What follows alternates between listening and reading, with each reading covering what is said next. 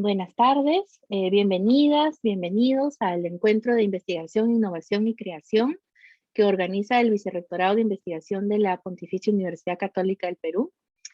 Esta es una de 3 sesiones que es organizada por el Grupo de Investigación en Antropología Visual para pensar en las maneras de hacer investigación de manera digital. En realidad es la sesión del día de hoy, ¿no? Y quiero contar un poquito porque el año pasado comenzamos a reunirnos una vez al mes para leer y pensar juntos en los retos y las posibilidades de hacer investigación etnográfica en tiempos de pandemia. En realidad, en antropología, ya hacer etnografía de forma remota, a distancia o digital venía desarrollándose. Lo importante siempre es trabajarlo con rigurosidad académica, con mucha reflexividad, posicionamiento, aprender que muchas veces el conocimiento es situado y también parcial, ¿no es así? Y comenzamos también a pensar en esas otras maneras, ¿no? Andrea y Paula se acercaron a conversar conmigo por un proyecto que estaban desarrollando y que ahora va a presentar un poquito Paula. Y comenzamos a reunirnos con Cintia Canal, con Mónica Villanueva, con Isaac Ruiz, y luego se unió Guillermo. Y a la par yo estaba trabajando con Vanessa Romo y Roxana Vergara en un proyecto en la zona de Cunico, en Iquitos, y comenzamos a hacer también podcasts, ¿no?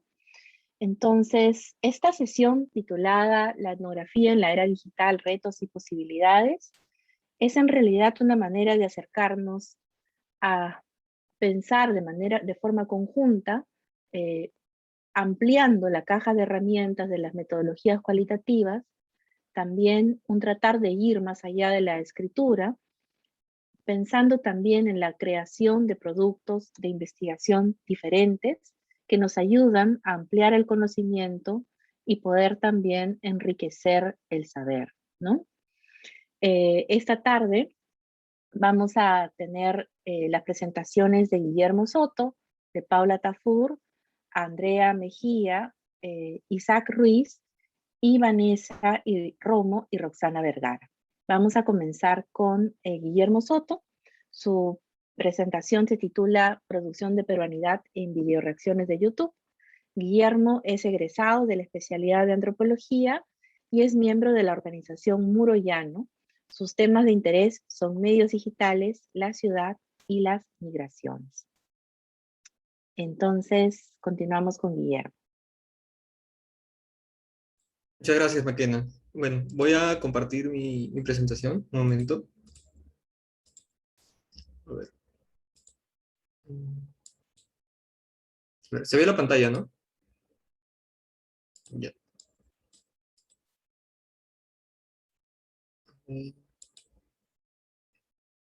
Ya. Bueno, como había mencionado Maquena, mi tema se titula Producción de peruanidad en videoreacciones de YouTube. Esta exposición tratará más o menos sobre mi experiencia de campo y algunos hallazgos que han guiado las conclusiones de mi investigación. Bueno, antes de eso voy a dar una breve presentación a lo que es las videoreacciones, ¿no? Y el contenido de la investigación. Para empezar, quienes no sepan qué es una videoreacción es un género o tipo de contenido, ¿no? Que se entiende como una reacción, obviamente, de una persona a algo por primera vez, que tiene un contenido de emotividad, ¿no? A lo que se reacciona. Hay una constante identidad mutua entre audiencias, contenidos y youtubers, ¿no? O sea, se identifican entre las emociones y lo que se está viendo. También hay bastante la idea de la autenticidad, o sea, qué tan auténtica es la reacción, es algo que siempre se está viendo, que no se esté fingiendo, que sea original y todo eso. Pero también para mí y para la investigación, una videoreacción es un producto, ¿no? Es un producto audiovisual, el video que he subido a YouTube, es un acto en la reacción misma, y también es un momento y un espacio. Quiere decir que es el momento en el cual uno llega a ver la interacción y el espacio es la parte física, por así decirlo, material digital del espacio de YouTube, ¿no? Donde uno encuentra el video.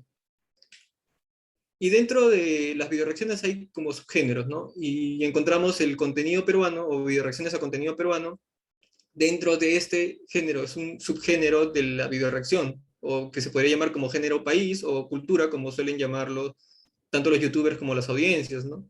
En estos espacios la identidad y la autenticidad son marcadores de las dinámicas. Se despliegan un montón de imaginarios sociales, nacionales, perdón, y siempre hay esta idea de control de calidad, ¿no? De controlar que se esté viendo que lo que se está reaccionando sea peruano o auténticamente peruano para las personas.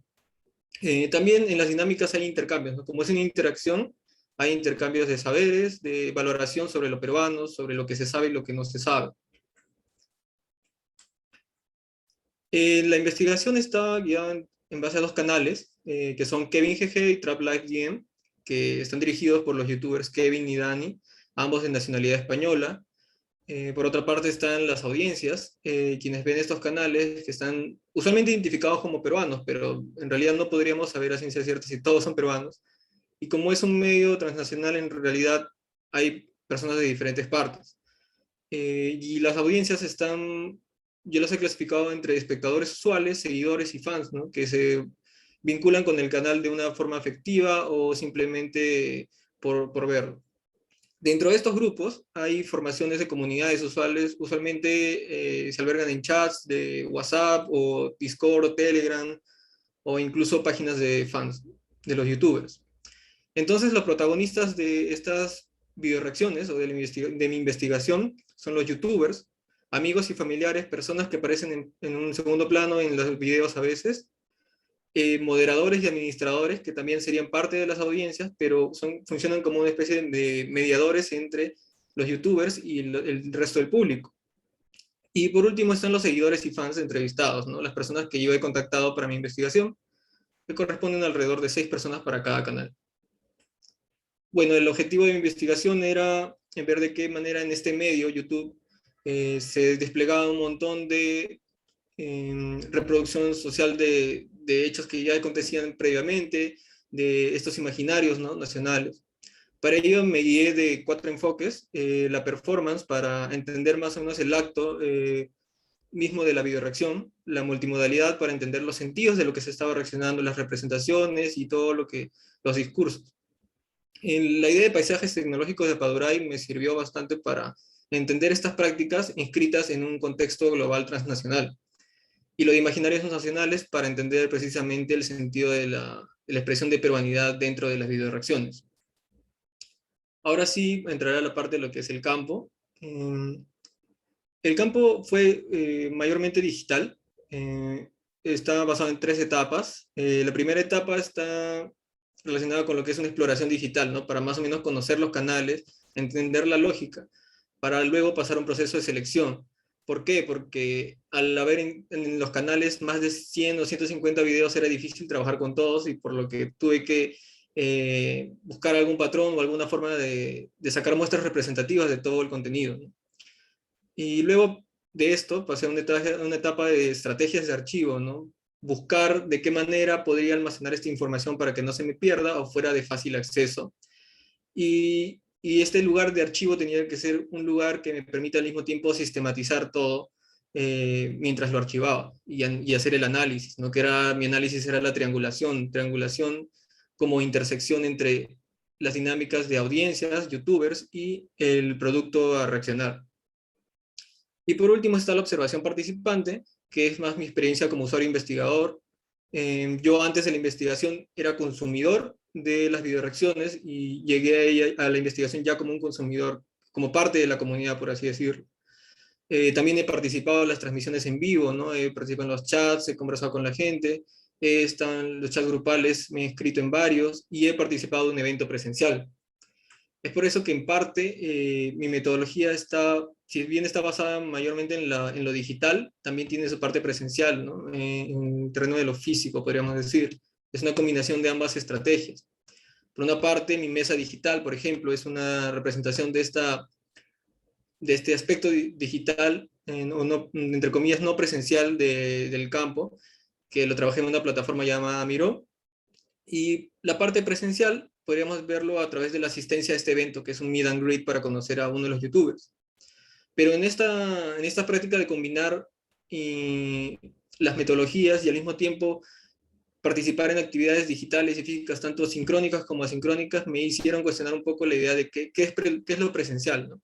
Es algo que desarrollaré un poco más adelante. Y esta es mi mesa digital, a la que llamo mesa digital, que trabajé en Miro. En el centro de esta mesa podemos ver los videos que fueron seleccionados, al costado sus respectivos comentarios que fueron separados por medio de tipologías para ver más o menos qué tipo de comentarios se estaban dando, ¿no? Y en los extremos están los otros videos que me sirvieron, si bien no entraron en el análisis profundo, en realidad me sirvieron mucho para hacer otras observaciones, ¿no? En paralelo. Bueno, y este es el evento, el Meet and Greet, que se realizó en el Hotel Costa del Sol, me parece, en Miraflores. Y a la izquierda vemos la cola que estábamos haciendo en plena pandemia, ¿no? Guardando el metro de distancia para tomarse foto. Había un montón de gente, el hotel estaba repleto, sobre todo por la distancia que se estaba guardando, ¿no? Y a la derecha vemos a uno de los entrevistados, Julio, que está a la izquierda, y a la derecha está Mario, quien es colaborador y amigo de Kevin, ¿no? Sale en los videos y también es muy querido por la comunidad. En esta situación le está enseñando una videollamada en la cual está la mamá de Julio, diciéndole que está con coronavirus y no puede asistir al evento, pero al menos está presente en cierta forma a través de la llamada, ¿no? Y se mandan saludos y se cuentan toda la situación. Entonces, estas cosas me hicieron dudar un poco en el tema de la presencialidad y qué es estar ahí en el momento. Justo también cuando hacía las entrevistas pasaba algo parecido. ¿No? Acá hay más fotos, esta foto en la cual hay dos momentos, el momento en la pantalla, el momento en el que estoy yo viéndolos de espaldas, ¿no? Se crean en el espacio dos situaciones diferentes. A la derecha podemos ver un obsequio que nos regaló Kevin a todos los asistentes. Eso trata más o menos sobre otro tema, otro aspecto de la investigación, que es la creación de la celebridad, ¿no? En torno al contenido peruano. Que el youtuber Kevin es prácticamente un personaje de sí mismo, se ha creado. En el campo también hubieron ciertas complicaciones, ¿no? Que al final las pude resolver. Por ejemplo, la desconexión a internet fue algo muy frecuente. Se me desconectó durante varios días, ¿no? Incluso una vez. Pérdida de información, mi computadora se malogró muchas veces y como mi trabajo es plenamente digital, esto influyó bastante en el desarrollo, ¿no? De la investigación. Los tiempos también, no coincidían mucho mis tiempos con los tiempos de los youtubers que muchas veces estaban demasiado ocupados haciendo sus cosas, ¿no? Tenían una agenda. Lo de conseguir entrevistas por medios digitales también era demasiado complicado porque la gente no confiaba así fácilmente en alguien que le estaba pidiendo para ser entrevistado, ¿no? Me fue muy difícil para conseguir entrevistas. Pero con el evento presencial pude solucionarlo un poco, ¿no? Ya que el evento presencial me permitió tener un contacto, digamos, cara a cara con las personas y ninguna me rechazó la entrevista. Aceptaron para hacerla después. Y el contacto también, el hecho de que hayan personas importantes dentro de la comunidad como los moderadores, por ejemplo, me permitió contactar a otras personas que con la confianza de que ellos ya habían sido entrevistados, lograban acceder a una entrevista, ¿no? Encontrar actividades en común con los youtubers me ayudó bastante también para que no les hiciera, entre comillas, perder tiempo y que pudiéramos compartir un mismo espacio, un mismo interés y al mismo tiempo ayudarme con mi investigación. Sobre la pérdida de información me sirvió bastante también tener respaldos en la nube, tener un respaldo en notas, en físico, y también tener en la PC almacenado cierta información que iba a usar más tarde, tener un celular para poder avanzar mientras no tenía la computadora. Y para la desconexión a internet, la verdad es que mucha paciencia porque tarde o temprano, si se iba la conexión, en algún momento tendría que volver, ¿no? Y no era como que un vacío de la investigación, sino era algo que me hacía reflexionar sobre el tema de lo digital y lo presencial. Y sobre los hallazgos, ya para finalizar, lo dividí en tres puntos. El primero es la idea de la construcción del canal, ¿no? En cuatro momentos. El canal se construye, ¿no? A través de una imagen de ver al otro, ¿no? La otredad, lo nacional, lo que se descubre. Los canales usualmente inician con los videos con una temática definida por el youtuber y luego pasan a una etapa de encuentro, que quiere decir la primera vez que ven algo de Perú y se sorprenden y deciden seguir reaccionando y la comunidad apoya.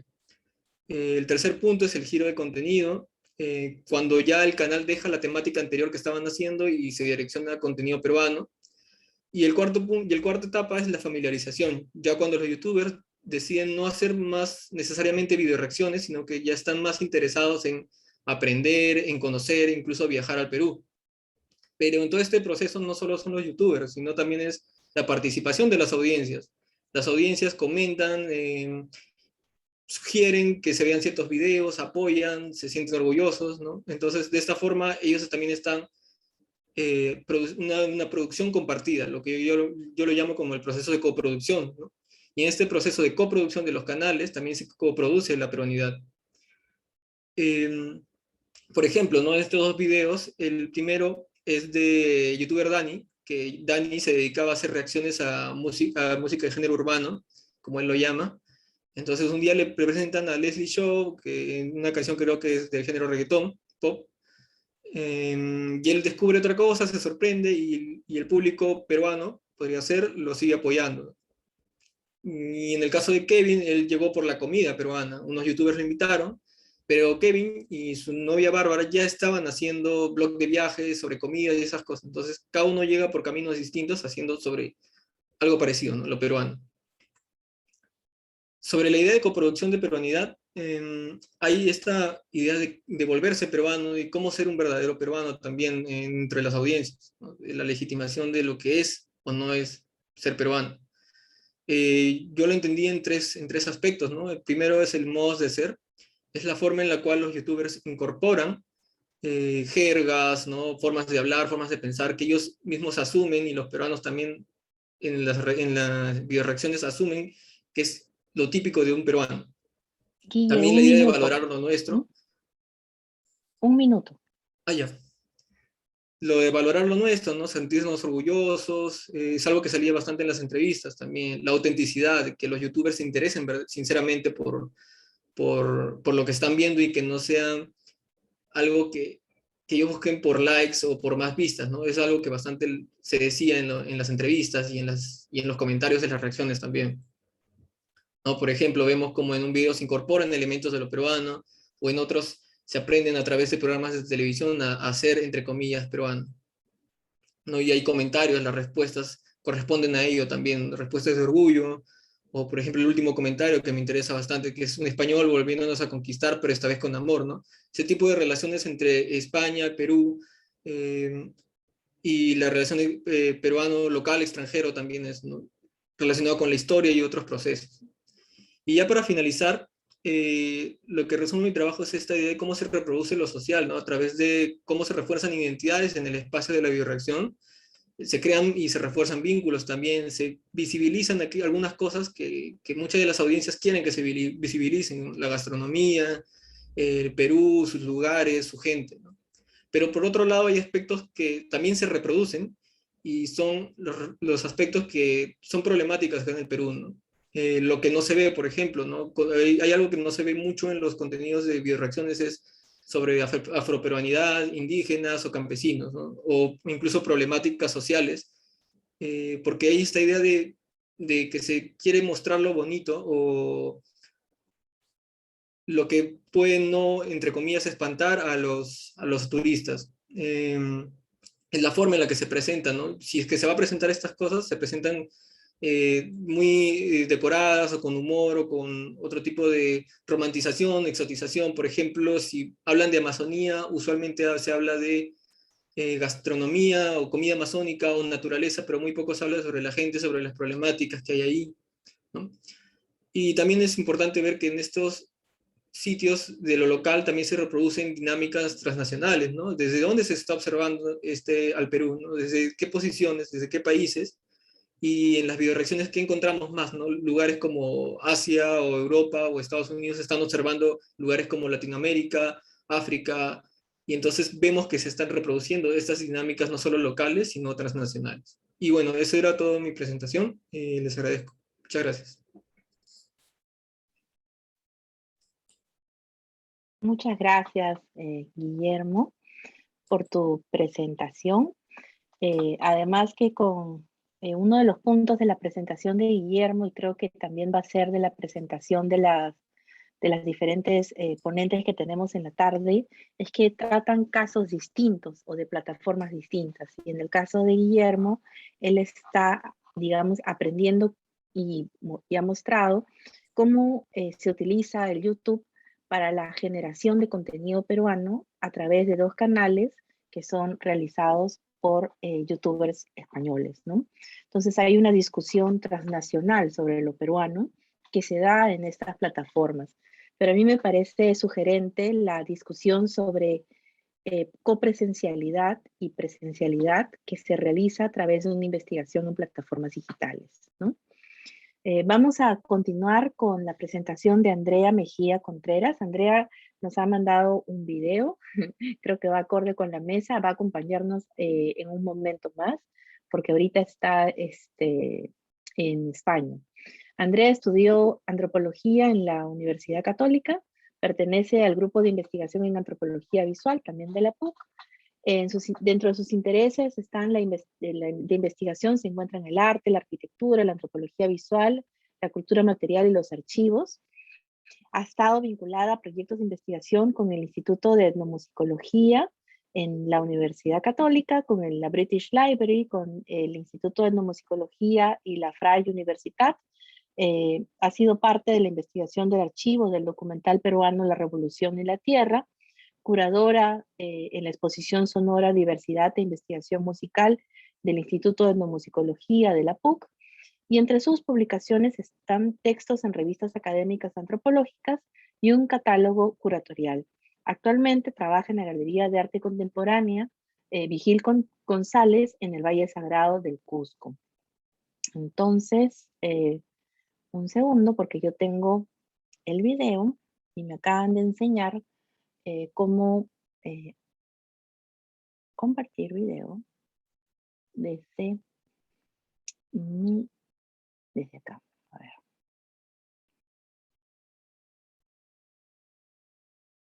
¿Está? ¿Está? Ahí está. Muy bien. Hola a todos. Bueno, primero agradecer a los organizadores de este evento, de la mesa, a la moderadora Maquena, y bueno, a ustedes que están presentes aquí escuchando. Lamentablemente no puedo estar presencialmente con ustedes y por eso esta grabación, pero también son las maravillas de esta nueva digitalidad y toda la virtualidad que nos permite hacer estas cosas, ¿no? Entonces, bueno, voy a presentarles un poco de mi experiencia con Cholet Daily haciendo etnografía virtual en esta oportunidad.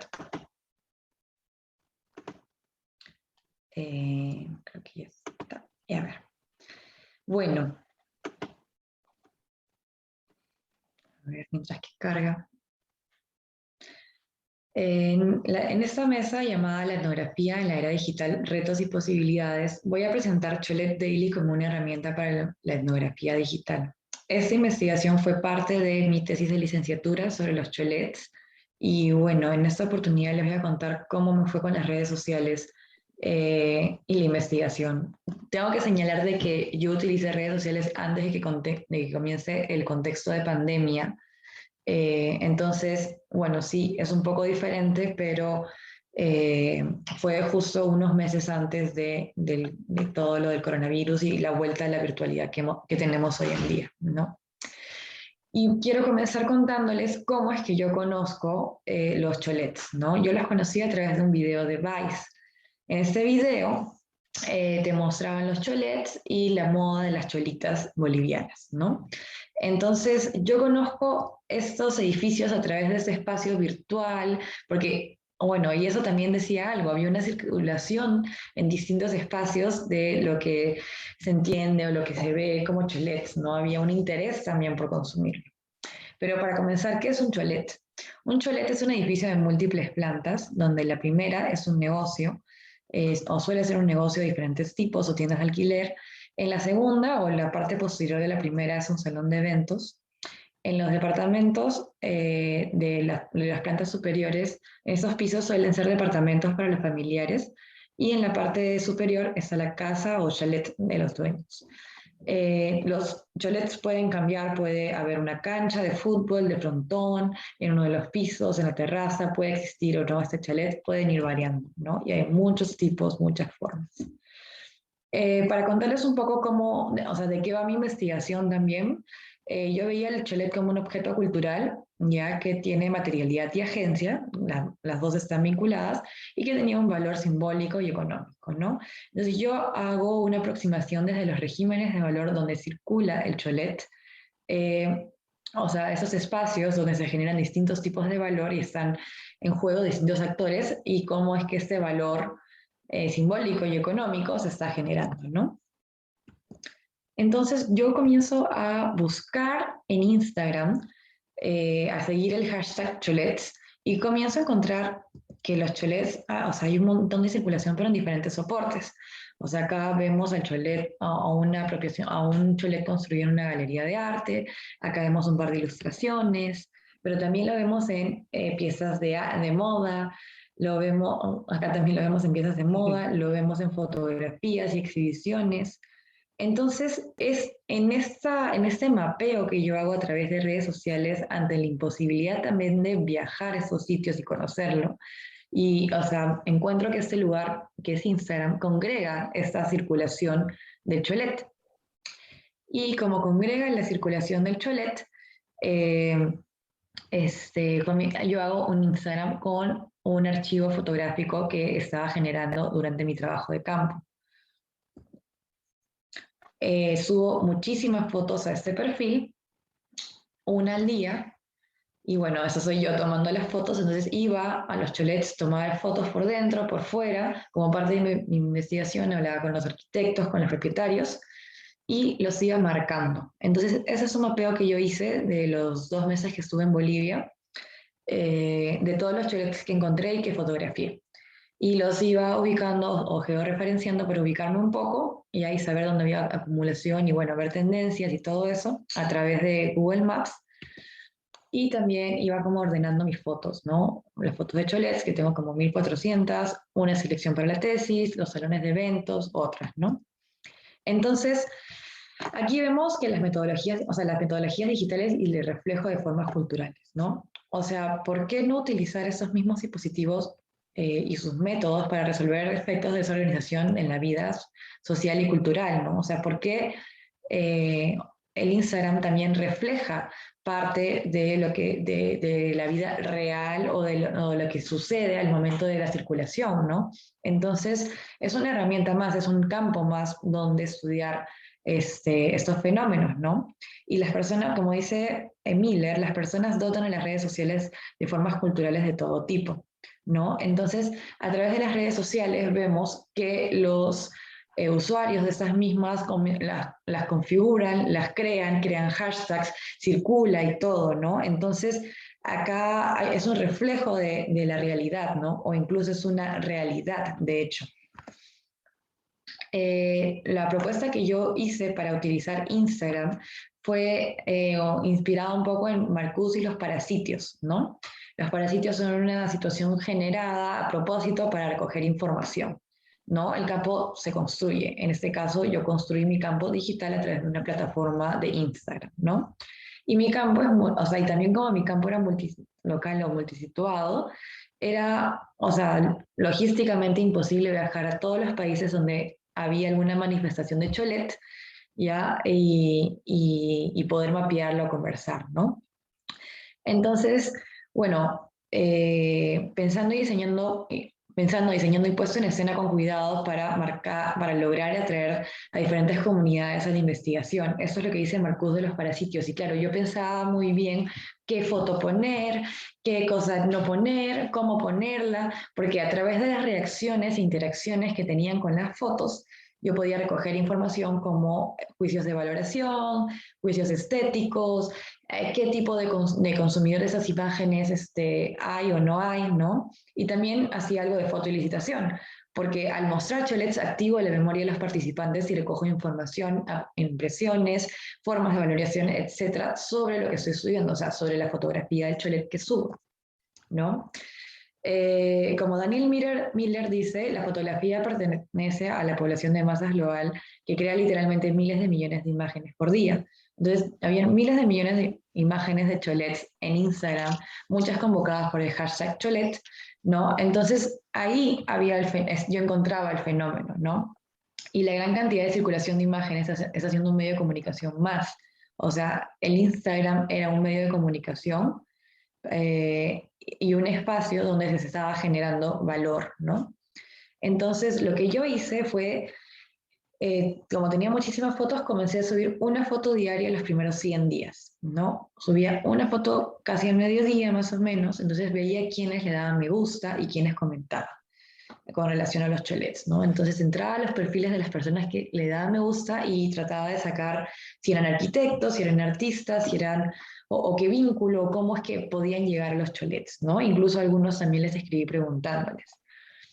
Yo siempre avisaba en el Instagram que eso era parte de investigación y que estaba haciendo esa investigación, o sea, había como ese aviso por si acaso, ¿no? Y siempre lo subía a través de historias y todo. Y luego comencé a seguir a cuentas relacionadas con la circulación del cholet, además de hashtags, ¿no? O sea, habían como que algunos ilustradores que tenían contenido de cholets y comenzaban a subirlo, ¿ya? Y yo una de las dinámicas que hacía era, como ya seguía estas páginas que podían tener algo de cholets, comenzaba a scrollear o navegar ahí y comenzaba a guardar los espacios de circulación digital, porque en Instagram tienes la opción de guardar a la derecha y puedes guardarlo por categorías, que eso ya se lo voy a contar luego de cómo es que lo ordené y todo. Y también establecer contacto con actores importantes dentro de la circulación. Si yo veía que alguien estaba como posteando cosas de no sé, un diseño un diseño de algo de moda vinculado con cholets, le escribía por interno y le decía, le contaba de la investigación y le pedía una entrevista, ¿no? Y también preguntas a través de historias de Instagram para recoger información puntual. Esas son las fotos que subía. Y esas, por ejemplo, son las colecciones, ¿no?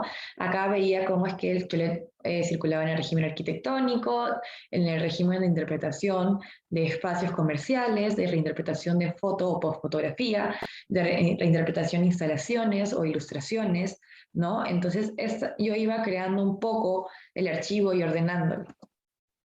Hacía estas preguntas como para recoger impresiones de la gente que estaba vinculada con la comunidad de Cholet Daily y decía, ¿qué es lo que más te llama la atención de Cholet? Si recibía algunas preguntas, algunas respuestas, o dejaba que me pregunten como para saber qué intereses tienen, ¿no? Qué buscan conocer de los Cholets. Por ejemplo, acá hay algunas respuestas, ¿no? Como cuando preguntaba, no sé qué les gustaba o qué cosa, y me preguntaban sobre los salones de evento, las casitas de arriba, los salones de fiesta, qué les gustaba de los cholets, la división geométrica. Entonces, esa información era súper rica, ¿no? Y también la compartía en las historias como para que otros también vean y sepan un poco, y sean parte un poco de este proceso de investigación, ¿no? Como yo les conté, con la codificación en Instagram, a veces es súper amigable, ¿no? De hecho, acá tengo como tendencias de, por ejemplo, de qué tipo de seguidores tenían. Obviamente hay un sesgo acá de que, porque yo soy peruana y varios amigos son peruanos, circuló en ese espacio, pero mira, había también de Bolivia, Argentina, Estados Unidos, Chile, el rango de edades, ¿no? La cantidad de hombres y mujeres, información que me servía como para mapear un poco qué personas estaban siguiendo el cholet, ¿no? Seguí los hashtags, ¿no? Y de hecho, una de las cosas que me pasa al final de esta investigación es que yo investigaba cómo es que circulaba y cómo es que se creaba el valor y cómo es que la gente que posteaba o hacía cosas de cholet, o sea, de cholets o vinculadas a cholets, las ponía en Instagram y todo, ¿no? Y llegó un momento donde yo también fui parte de esta circulación, como Cholet Daily. Entonces, eso me di cuenta de que yo también era parte de esa circulación porque de la nada vi la obra de Tomer Stolboff, que es un diseñador de modas de Israel, donde estaban mis fotos. Esa de acá abajo es mi foto que sale en Cholet Daily, que de hecho también circulaba en ese espacio por utilizar el hashtag Cholet. Entonces, acá sucede una cosa súper interesante porque de investigación, nosotros como investigadores muchas veces es como que, sí, vamos y investigamos, pero cuando estamos ya en esas dinámicas, finalmente también terminamos siendo parte del fenómeno, ¿no? Entonces, ese ejemplo me pareció preciso porque lo que terminó pasando fue de que una de mis fotografías de los cholets influenció en el diseño de estas piezas, que finalmente eran otro tipo de circulación del mismo cholet, ¿no? Entonces,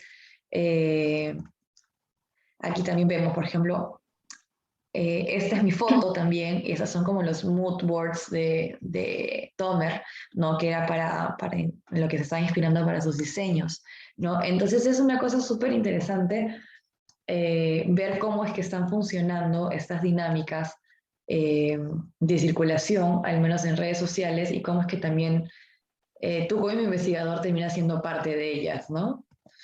Y bueno, eso es todo. Muchas gracias por escucharme y por darme este espacio y ya nos estamos viendo.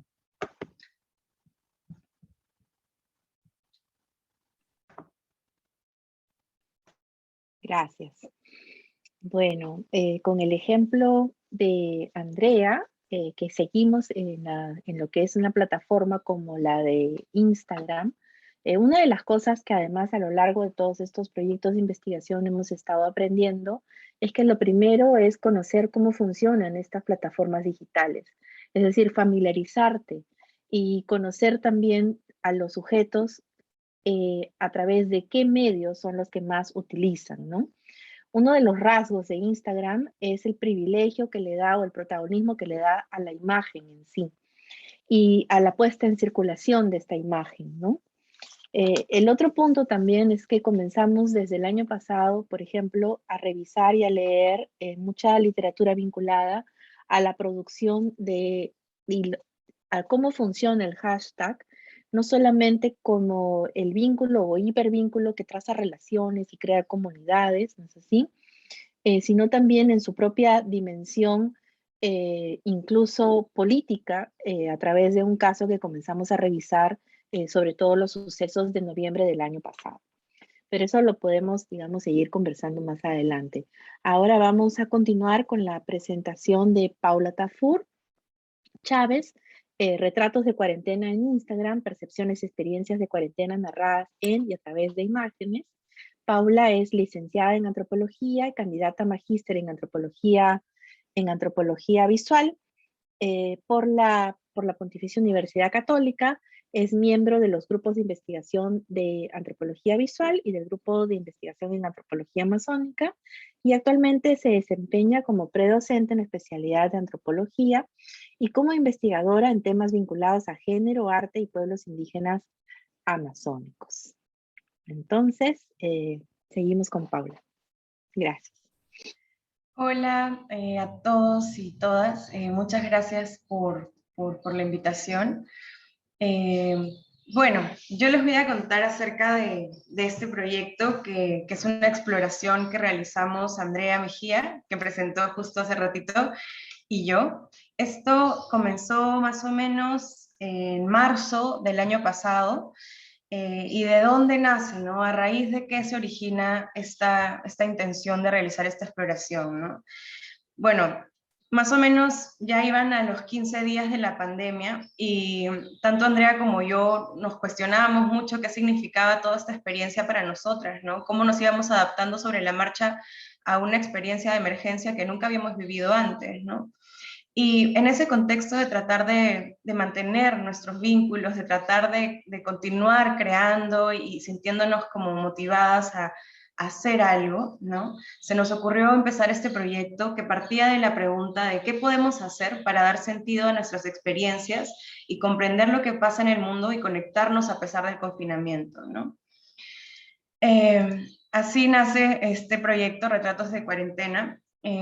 En particular, a mí me resonó mucho un poema que encontré en las redes sociales en ese momento, ¿no? Este poema se llamaba Podrías, de Anne Carson, y básicamente habla sobre cómo uno se siente cuando se siente enclaustrado, con qué recursos contamos cuando sentimos que necesitamos decir, necesitamos soltar, necesitamos sentirnos libres, ¿no? Y uno de los recursos que ella plantea en este poema es la escritura, es el hecho de escribir y enunciar con el nombre propio algo que uno vive, ¿no? Ese hecho en sí mismo ya es un acto político y de liberación en el que uno decide empezar a hacer las cosas y no solo pensar en lo que se podría, ¿no? Entonces, bueno, este poema nos mueve un poco a iniciar en esta exploración, ¿no? Entonces, lo que nosotras hicimos fue utilizar la red de Instagram. ¿Por qué? Porque básicamente era el medio que nosotras usábamos con mayor frecuencia, era con el que estamos mucho más familiarizadas, y decidimos como probar por ahí, ¿no? Como una manera de seguir ampliando el uso que le dábamos a nuestras propias redes sociales. Entonces, bueno, creamos este grupo que se llamaba Retratos de Cuarentena, y planteamos un primer acercamiento, ¿no? A través de un post inicial preguntábamos a las personas cómo vives la cuarentena, ¿no? Y a través de esa pregunta invitábamos a que los diferentes usuarios que nos seguían en ese momento enviaran una fotografía, una serie o un video, lo que desearan, acompañado de un texto, de un testimonio escrito, ¿no? Entonces, a partir de esta pregunta comenzamos a recibir diferentes respuestas, ¿no? Y estas respuestas las empezamos a organizar para publicarlas una diariamente, ¿no? En total llegamos a recibir 62 publicaciones, ¿no? Estas estuvieron mediadas principalmente por esta pregunta, pero en una segunda fase planteamos otra que era esta, ¿no? ¿Cómo ha cambiado tu rutina durante la cuarentena? Esto ya era al día 85 del aislamiento social obligatorio, ¿no? Entonces, bueno, estas 62 publicaciones venían de diferentes lugares también, desde diferentes latitudes nos enviaron sus fotografías, y terminamos conformando un archivo digital de 62 publicaciones, ¿no? Para eso nosotras hicimos una especie de historias destacadas donde poníamos las instrucciones para que aquellas personas que llegaran después del inicio del proyecto pudieran unirse, ¿no?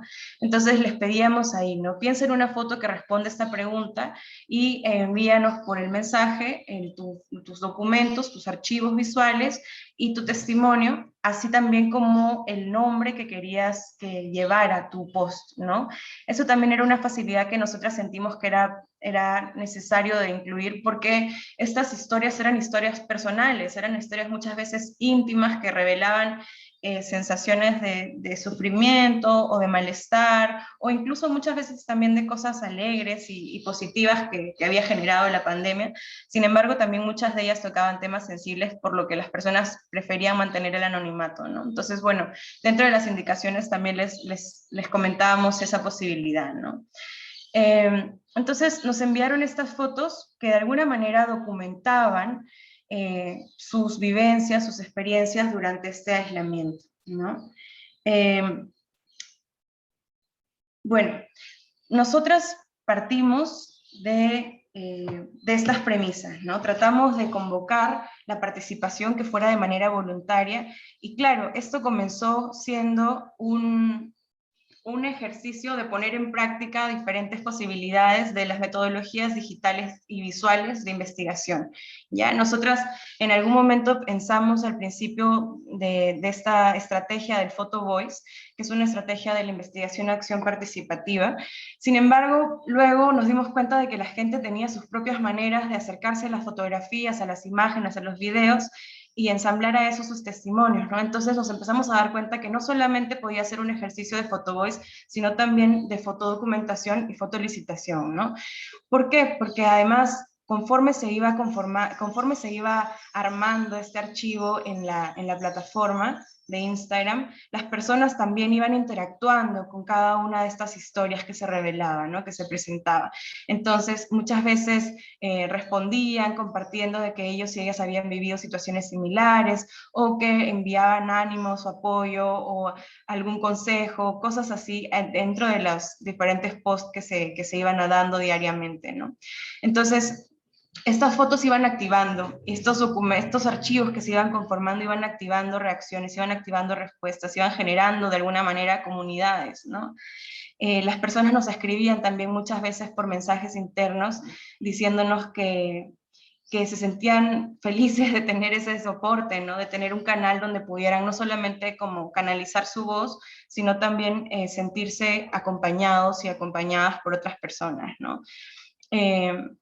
Entonces quiero mostrarles algunas de las historias para que puedan ver cómo eran, ¿no? Entonces, este es el archivo de retratos de cuarentena, sigue disponible en Instagram y las personas iban ahí compartiendo, ¿no? Por ejemplo, esta es una foto de una de las participantes, creo que esta es de Andrea, porque nosotras, además de generar el espacio y de gestionarlo, también nos incluimos nuestras propias historias, nuestras propias fotografías para compartir con los demás, ¿no? Entonces, éramos tanto investigadoras como participantes en este proyecto, ¿no? Entonces, por ejemplo, esta fotografía donde sale su abuela, ella comenta cómo es un día en su vida, en su casa. Esta es otra fotografía de una chica que acababa de llegar del extranjero después de muchos años y como que simplemente veía el techo durante todos los días que estaba en su casa.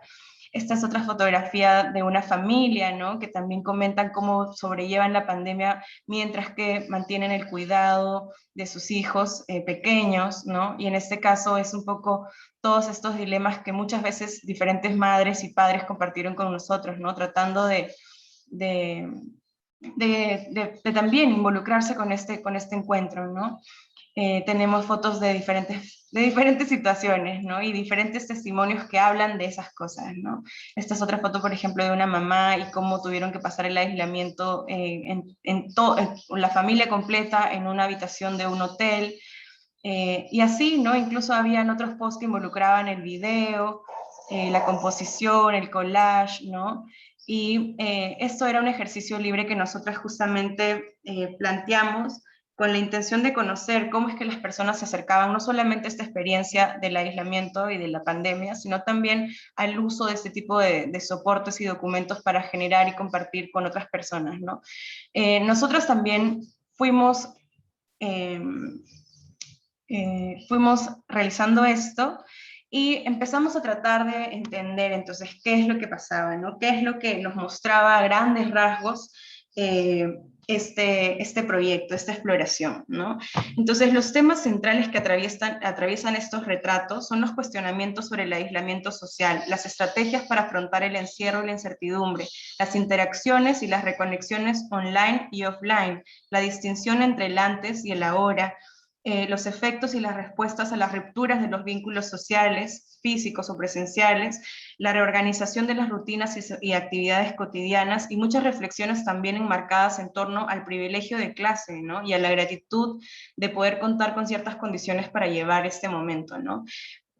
Hacia el final voy a comentar alguna cuestión sobre esto en particular, porque tenemos que también pensar cuáles son las limitaciones de utilizar plataformas digitales o medios virtuales para generar proyectos como este, ¿no? ¿Quiénes tienen acceso y quiénes no? ¿Y qué hacen o qué dicen estas brechas con relación a las investigaciones que podemos hacer en el contexto de una emergencia, ¿no?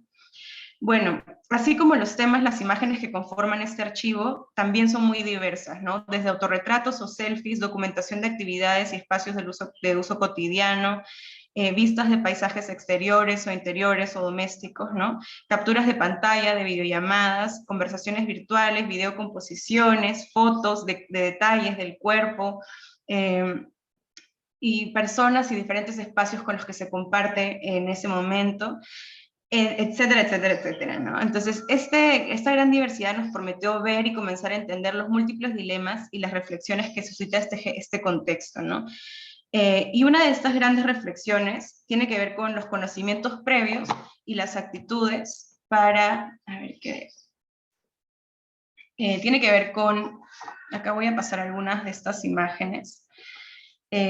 Bueno, tiene que ver con los conocimientos previos, como les decía, para relacionarnos con el aislamiento, ¿no? Muchas personas, por ejemplo, especialmente las personas que eran madres, nos hicieron referencia, o personas que enfrentaban condiciones de depresión o ansiedad, también nos decían, ¿no? Que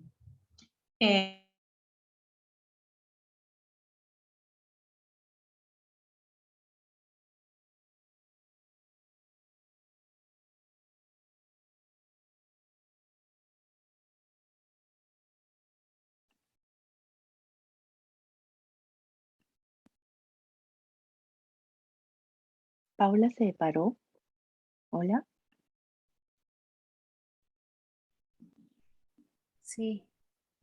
comentar, en realidad, mientras regresa Paula, para que cierre su presentación.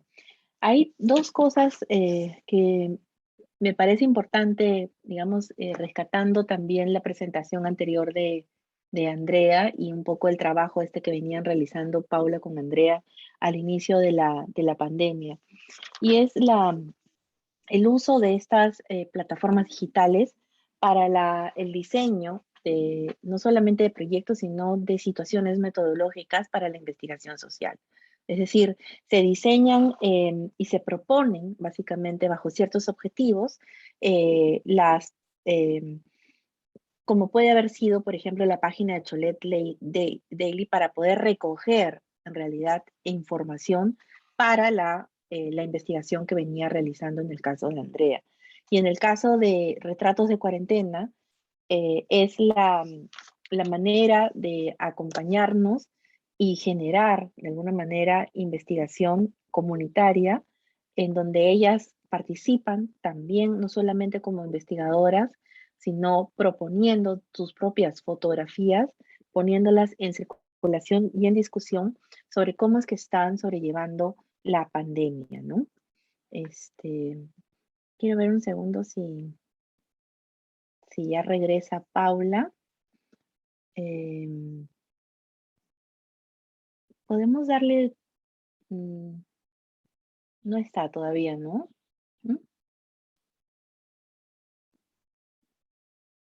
O en todo caso, podemos continuar con Isaac Ruiz. Isaac Ruiz va a presentar Reescucha y Repetición, WhatsApp como herramienta de exploración de la memoria.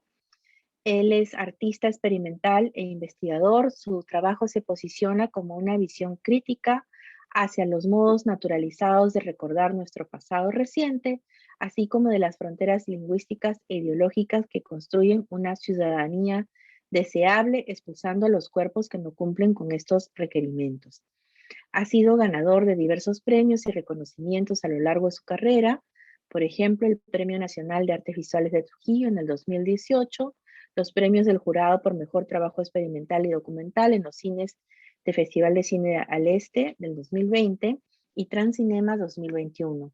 Fue finalista del premio del Instituto Cultural Peruano y Norteamericano de Arte Contemporáneo en el 2020 y 2021 y mención honrosa del Concurso Nacional de Dibujo Dos Generaciones organizado por la Asociación Peruano-Británica en el 2020.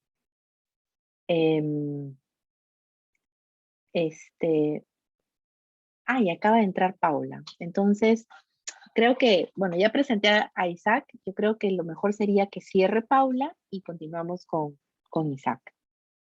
Paula, ¿tú crees que estás para cerrar?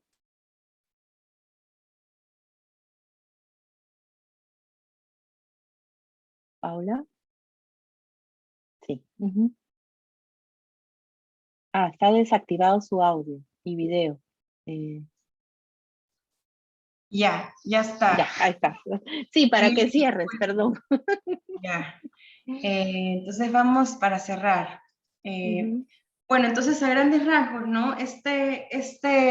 Esta exploración nos llevó a encontrar diferentes aspectos de estas vivencias, ¿no? Entre ellas el tema de las experiencias previas vinculadas a cuadros de ansiedad y depresión, el tema de la maternidad y los periodos después de la gestación, que uno tiene que guardar también en una especie de cuarentena voluntaria. Luego también el tema de las actitudes, ¿no? De la manera de encarar con qué actitud este tipo de contexto para aprovechar también ese tiempo para retomar proyectos o cosas, ¿no?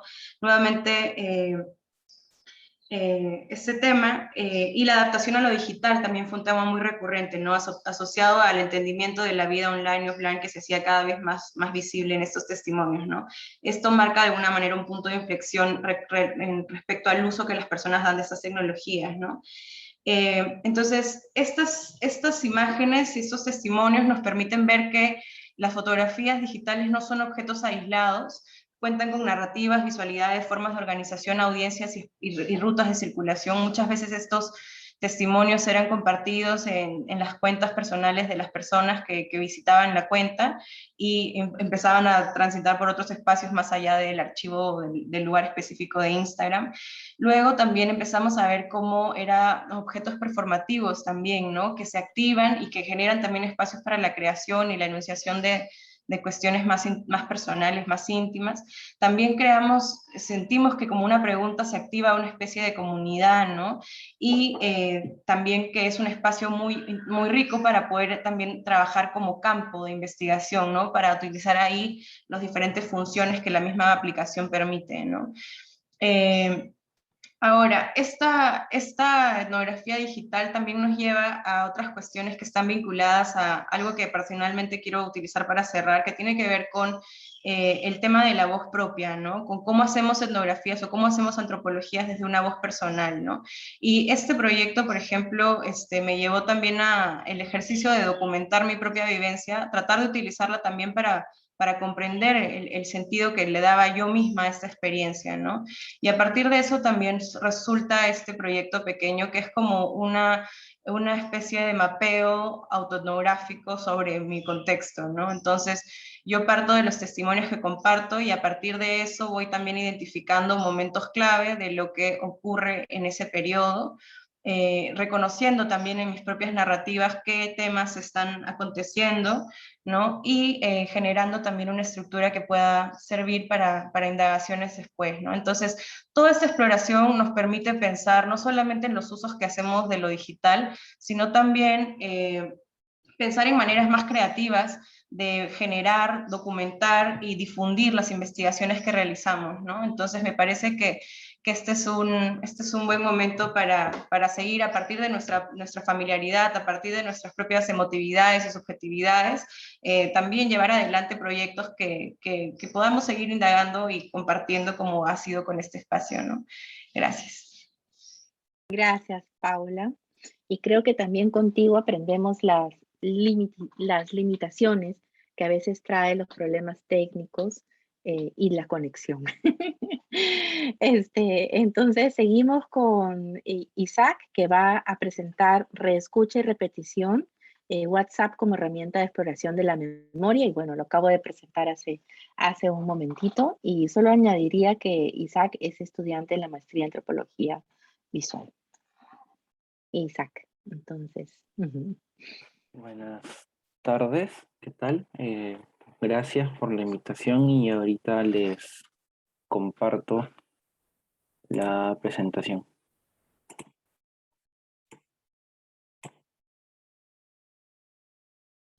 Sí se ve, ¿no? Sí. Ok. Bueno, empecé esta suerte de trabajo, justo como bien decía Maquena, como soy alumno de la maestría en antropología visual, y a lo largo de mi carrera también como artista hay algo que me interesa mucho, que es cómo se construye el testimonio, ¿no?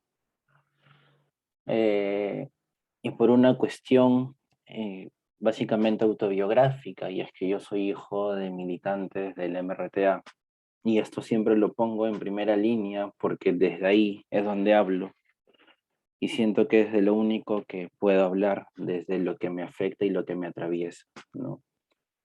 Por eso considero que no tengo un tema de interés, sino es más bien un tema del que no puedo dejar de hablar. Y en ese sentido, pienso también cómo es que estos cuerpos, estas vidas de hijos y familiares de militantes subversivos, pueden o no pueden construir testimonio, ¿no? Bajo qué requisitos pueden hacerlo y también qué es un testimonio, ¿no? Para empezar. Entonces, vayamos a la definición incluso de diccionario, ¿no? Que es declaración que hace una persona para demostrar o asegurar la veracidad de un hecho por haber sido testigo de él. Por otro lado, también es la prueba que sirve para confirmar la verdad o la existencia de una cosa. Entonces, en ambos estamos viendo que el testimonio es algo que habla o que tiene cierto peso de veracidad, ¿no? pero Paul Preciado lo que hace es trazar una suerte de genealogía del término y rastrea que justamente la raíz de testimonio es testis, testigo, pero también testis es el diminutivo de testículos, ¿no? Que es, en realidad es el órgano masculino que nos hace testigos de la virilidad, ¿no? Entonces lo que ella propone es que un cuerpo capaz de producir testimonio es aquel que tiene el derecho o el privilegio de producir verdad, y también es aquel cuerpo capaz de producir, o sea, y que aquel cuerpo capaz de producir verdad es un cuerpo con poder, ¿no? Y mi pregunta es, ¿no? Conocemos ya los cuerpos capaces de producir verdad, que expanden verdad y que producen una norma, pero no sé cuál es el poder de los cuerpos, ¿no? Que no son escuchados y cuyo testimonio no es tomado en cuenta para construir justamente colectividad, fronteras simbólicas comunitarias, en fin. Entonces se abren dos preguntas: ¿quiénes pueden producir verdad o testimonio? Pero lo que más me interesa es quiénes no pueden producirla. O mejor dicho, si la producen, ¿en qué términos son? ¿No? Entonces tenemos que testimonio es discurso, narración, pero también es ficción. Y esto lo comento otra vez, ¿no? Desde esta suerte de condición que me atraviesa de ser hijo de militantes subversivos, se construye también una especie de autobiografía basada en el reacomodo de detalles privados que se dicen en algún momento, pero en otros se ocultan para no hacer demasiado incómoda nuestra propia vida hacia el resto, ¿no? Entonces ficcionalizamos constantemente, ¿no? Escondemos o incluso producimos recuerdos que no pasaron, ¿no? Y para esto entonces, para este trabajo, lo que hice fue iniciar una exploración con Rafael Salgado Olivera, que es también hijo de militantes emerretistas y cuyo padre fue torturado y asesinado por la policía. De hecho, su caso, junto con el de Gladys Espinosa, fueron los dos emblemáticos para familiares de emerretistas que fueron vistos por la CBR, ¿no? Y que hace no muy poco tiempo el Estado le envió una carta, ¿no?, a Rafael, admitiendo justamente que ellos habían sido los perpetradores del crimen, ¿no?, y del asesinato de su padre, pero que él no era una víctima. Entonces, si no es víctima, no hay reparación, pero también si no es víctima, no hay testimonio que escuchar o que rescatar, ¿no? Entonces, bueno, esa es una fotografía del periódico que cubrió el hecho, ¿no? Entonces, lo que hice aquí, y eso es lo que me gustaría explicar y en donde me gustaría ahondar, es la utilización del WhatsApp como una herramienta para producir y reproducir recuerdos, y porque tiene una cosa muy particular que por lo menos las otras plataformas que yo conozco no tienen, ¿no? Y es esta herramienta que permite enviar un mensaje de voz muy, muy, muy prolongado, ¿no?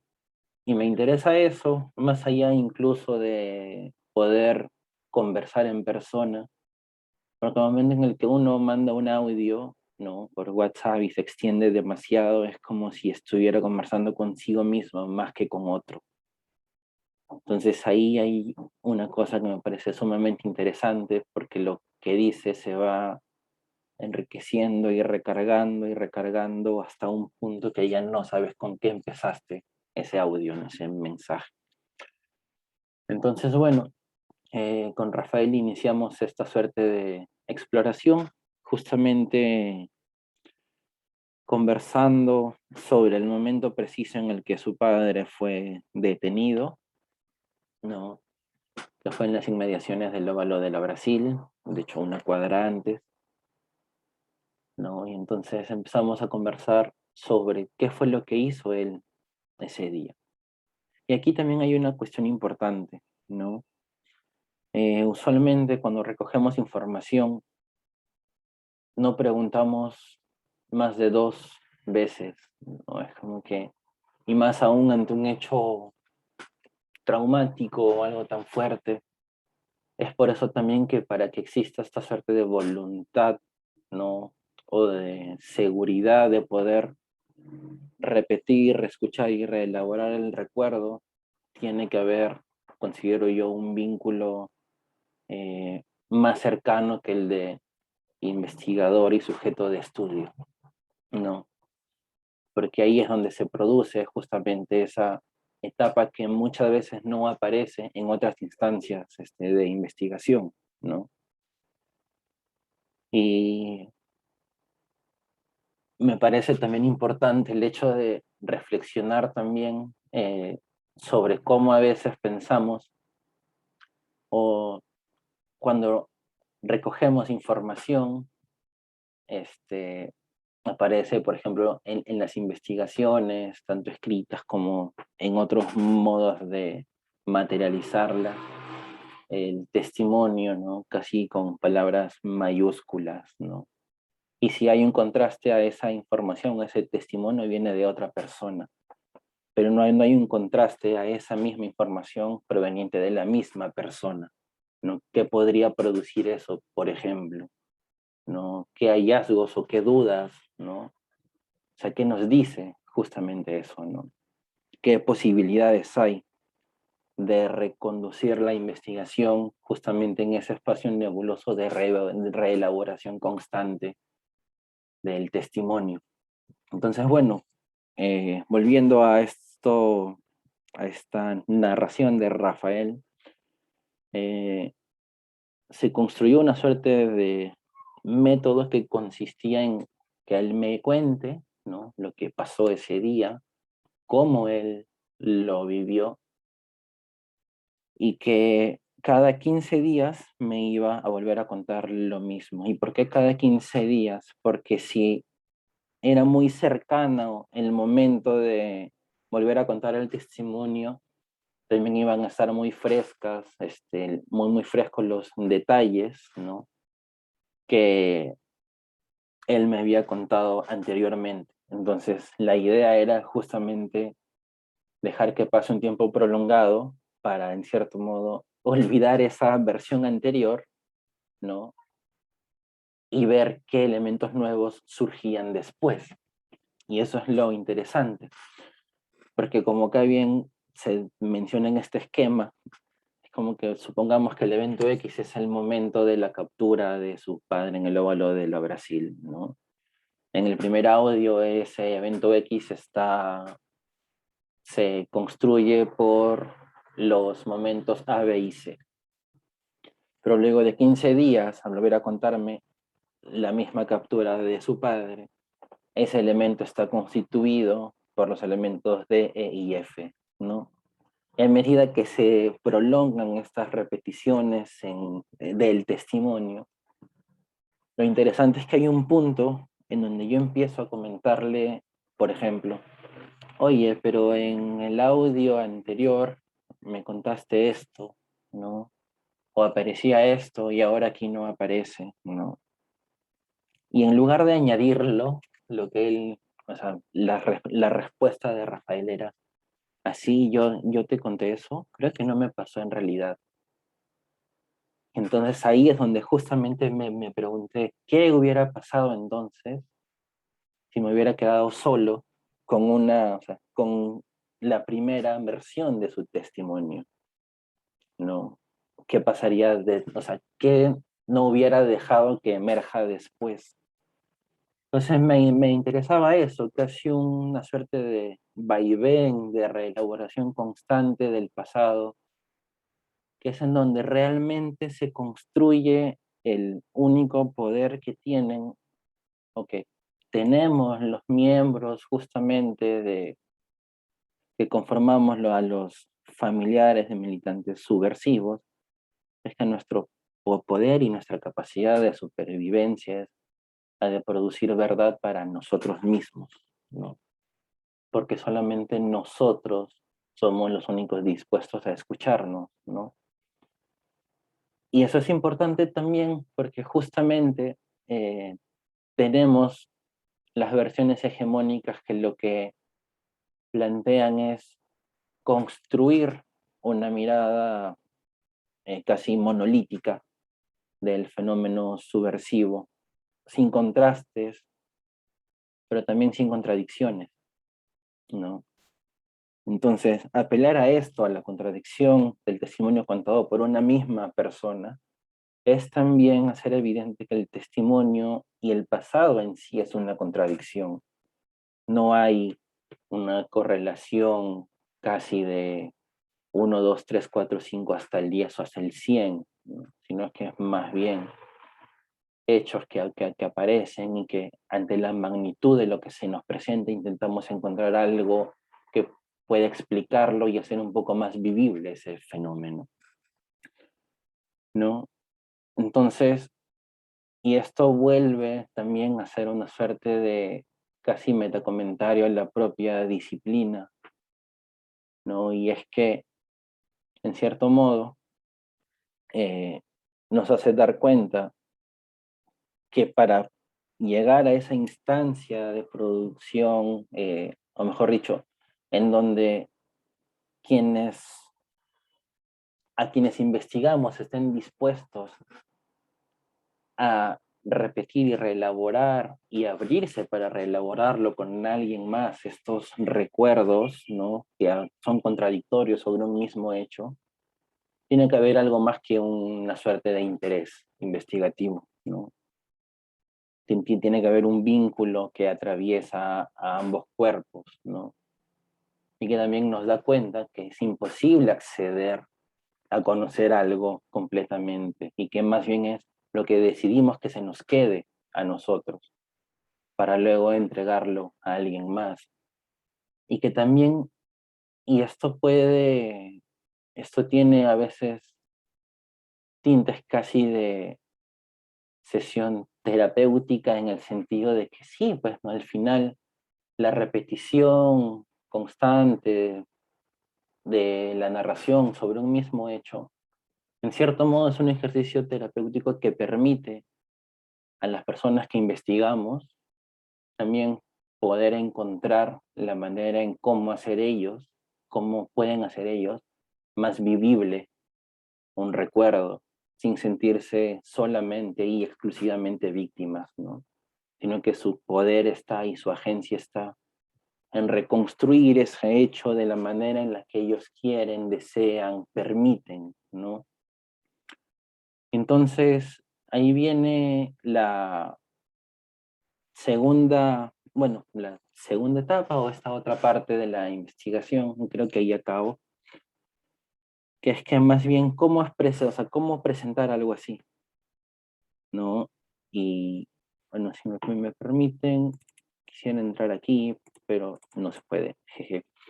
Este es el enlace del Drive de la manera en cómo presentamos esto, que fue un documental, que sirvió, o sea, que fue hecho casi a modo de correspondencia fílmicas entre Rafael y yo visitando los lugares que él recordaba aquí en Lima, porque él vivía en Bruselas, él vive en Bruselas, ¿no? Entonces yo vi visitando las inmediaciones del Óvalo de la Brasil, por ejemplo, en Isaac, fin.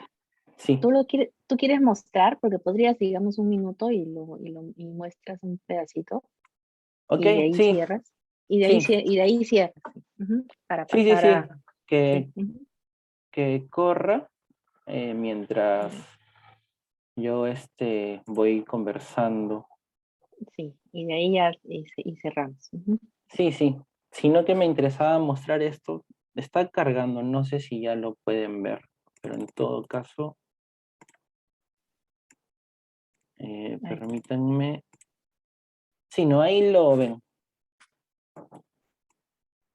En el ok, anterior lo veíamos. Sí. Ujú. ¿lo están viendo ahorita? Solo para ya no Mm, hacerles perder tiempo. no, Ok, entonces dejo de compartir pantalla y comparto la ventana que tengo ahorita, al sí, toque. exacto. Ok. Ajá. Y Bueno, lo que les quería comentar con esto es que la manera de Ahí presentarlo está. Ujú. se tornó casi una suerte de pequeño dilema, ¿no? Entonces, ideé un juego, y es que con estas mismas imágenes, ¿no? Eh, Se produjo el mismo video con la misma duración, pero lo que hicimos es eh, cambiar los testimonios, o sea, cambiar los recuerdos que Rafael me contaba, ¿no? Entonces, por ejemplo, como esto ya se ha paseado por algunos festivales, lo que hago siempre es enviar una versión distinta, ¿no? De la misma película, ¿no? Y al final, solamente al final, hay una secuencia en donde justamente agrego esto que se menciona, que es Rafael diciéndome, oye, pero yo no recuerdo haber pasado esto, ¿no? O yo no recuerdo haberte contado esto. Entonces creo que eso es lo que hace interesante, ¿no? También porque se convierte en un reto sobre cómo hacer emerger esa contradicción que existe en un solo cuerpo, ¿no? Sobre cómo procesar el pasado, ¿no? Y creo que, bueno, por ahora es eso. Espero que les haya gustado lo que les compartí, y si quieren el archivo, yo estoy dispuesto a compartírselo a quienes quieran. Muchas gracias. Un gran abrazo. Gracias, Isaac, por tu presentación, y vamos a seguir eh, con audios, pero esta vez es sobre otro tipo de uso del audio. ¿No es así? Isaac recurre al WhatsApp, ¿no? Y además hay algo interesante en el WhatsApp, que es una tecnología que en los últimos años y sobre todo en Latinoamérica, como dice Edgar Gómez Cruz, es nuestra tecnología familiar, ¿no? La que une y se entrelaza con nuestra vida cotidiana, de alguna manera, ¿no?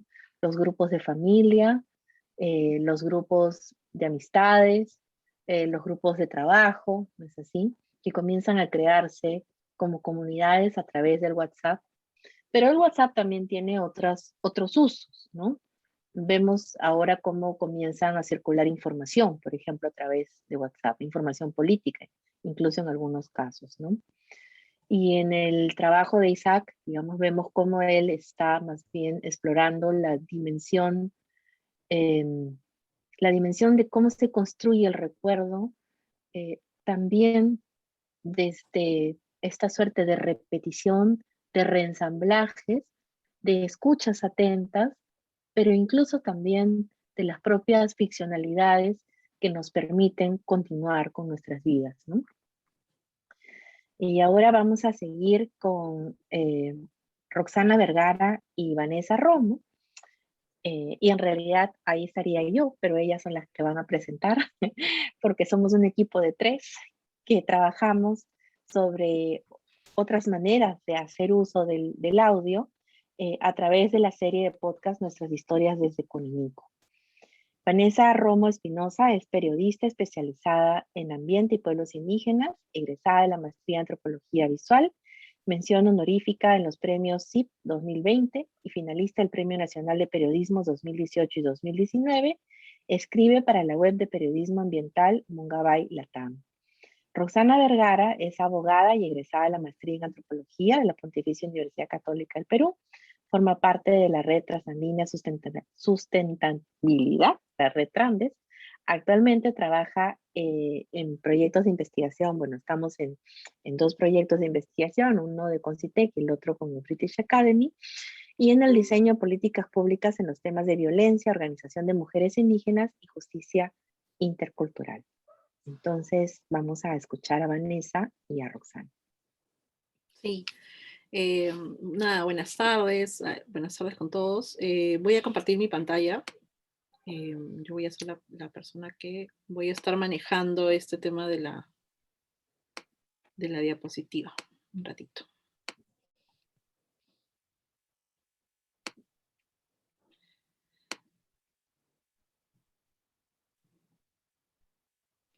A ver.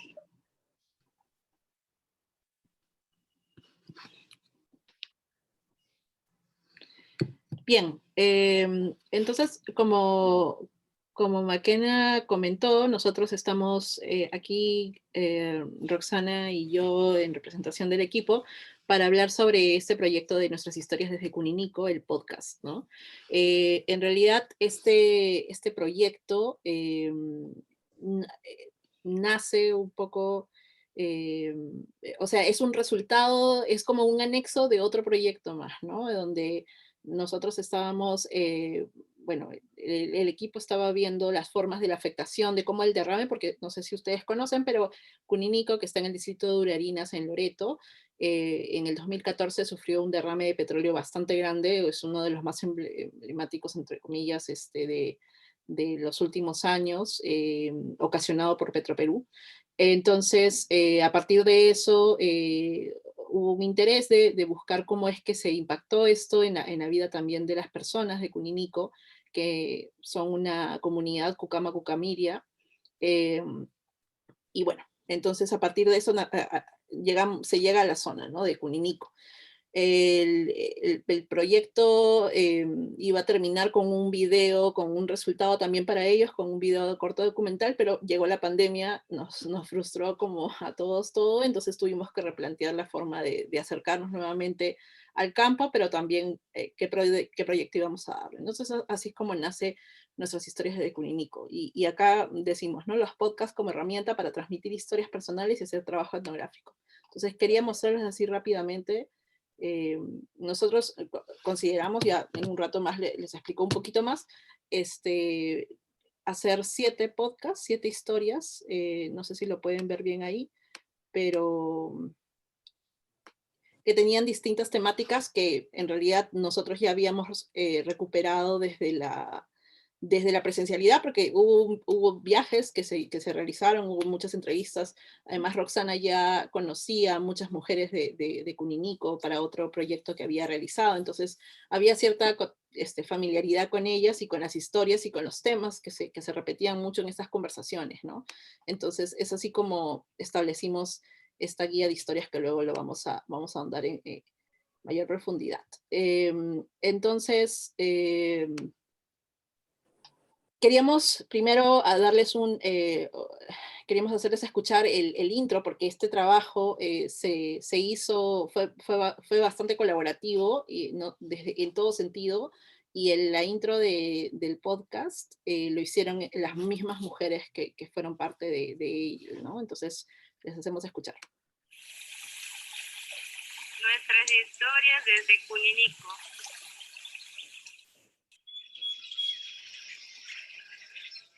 Hola, bienvenido a Kuninico, una comunidad nativa Cucama-Cucamiria. Estamos en el distrito de Urarinas, Loreto. Con estos programas queremos contarles nuestras historias, cómo hemos enfrentado problemas como la pandemia del COVID-19 y los derrames de petróleo. Cómo seguimos resistiendo con los conocimientos de nuestras abuelas y abuelos. Bien, entonces, como escuchan, las protagonistas de estas historias son mujeres, ¿no? Y en realidad esto no nació, el proyecto no nació con ese enfoque, pero se fue incorporando el enfoque de género, ¿no? Y ahora Roxana va a explicar un poquito más sobre esto. Sí, bueno, como la anterior diapositiva. Ay, perdón. Sí. Bueno, como señaló Vanessa, en realidad el podcast inicialmente nace con la expectativa de ser un producto de devolución de la investigación que estábamos desarrollando sobre contaminación, pueblos indígenas, Cucama-Cucamiria, y la relación que ellos tenían con el Estado. Sin embargo, debido a la pandemia, los podcasts derivaron luego en herramientas metodológicas que nos permitieron hacer trabajo etnográfico virtual y a distancia, ¿no? Esta apuesta por realizar el trabajo etnográfico y dar continuidad al trabajo presencial que se había iniciado el año anterior, nace a partir de una serie de conversaciones más bien espontáneas, íntimas, que se dieron por teléfono entre especialmente las mujeres con quien ya veníamos trabajando y nosotras, ¿no? El hecho de que llamaran preguntando cómo estábamos y nosotros también preguntando cómo estaban pasando la pandemia allá, es que de alguna manera nos permitió ingresar un poco en ese ámbito más íntimo de la vida de las mujeres con quien conversábamos, pero también de sus familias, ¿no? Es así como decidimos trabajar más bien contando un poco, dando a conocer desde la experiencia y la perspectiva y los conocimientos de las propias mujeres, que son las protagonistas, cómo estaban ellos experimentando la pandemia luego del derrame de petróleo que había ocurrido en el año 2014 y cuyos efectos todavía se mantenían, ¿no? Entonces, cuando hicimos esa propuesta, una de las mujeres, que es de una organización de Kuniniku ADMIC, nos respondió esta frase: nosotros también queremos informar y no tenemos cómo informar, no tenemos ninguna calidad para poder informar. Usted que estás allá, nosotros que estamos acá, así tal vez sí puede saber el Estado qué necesidad tenemos acá. Tal vez hacen algo por nosotros. Esa respuesta en el sentido de que nosotros estábamos allá y que nosotros estamos acá y ellos allá, nos hizo pensar un poco en cómo estar ahí, ¿no? Cómo estar presentes a pesar de esta distancia física que se había producido. La siguiente. Eh, parte de la reflexión que tuvimos al momento de desarrollar los podcasts y que luego enriquecimos con la teoría fue esta noción de que el campo siempre está en construcción, ¿no? En ese sentido, digamos, no solamente el campo es el lugar físico presencial, sino que también está toda la posibilidad de hacer campo etnográfico virtual, ¿no? Y en ese sentido, las relaciones que se dan online y offline pueden ser concebidas no como dualidades o rupturas en el trabajo de campo, sino más bien como relaciones de continuidad y relaciones dinámicas que nos permitieron mantener el vínculo con las personas con quienes trabajamos y seguir conociendo sobre sus experiencias, ¿no? Siempre, digamos, realizando un trabajo de reflexión y posicionalidad, pues aunque los podcasts fueron bastante colaborativos y las entrevistas que hicimos pre-podcast y durante los podcasts contaron con mucha disposición de las personas, pues no podíamos negar de que había una relación de poder que se daba entre ellos y nosotros por la situación estructural de las desigualdades en que viven las poblaciones Cucama del Marañón, pero también por el mismo posicionamiento entre la academia, ¿no?, y las personas que se encontraban en la comunidad.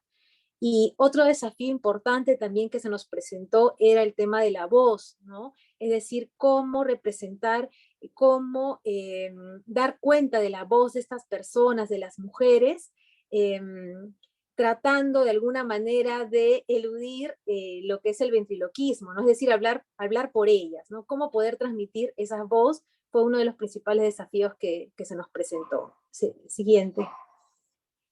Entonces, de alguna manera nosotros, como dice Aparecida Vilaca, con la pandemia pudimos compartir con las mujeres de Cuninico esta situación de vulnerabilidad y fragilidad que nos traía la pandemia y que históricamente ellos han vivido a partir de las epidemias y la explotación de sus territorios, pero como señalé hace un momento, no podíamos dejar de lado estas relaciones de desigualdad que se producen por el racismo y el capitalismo, ¿no?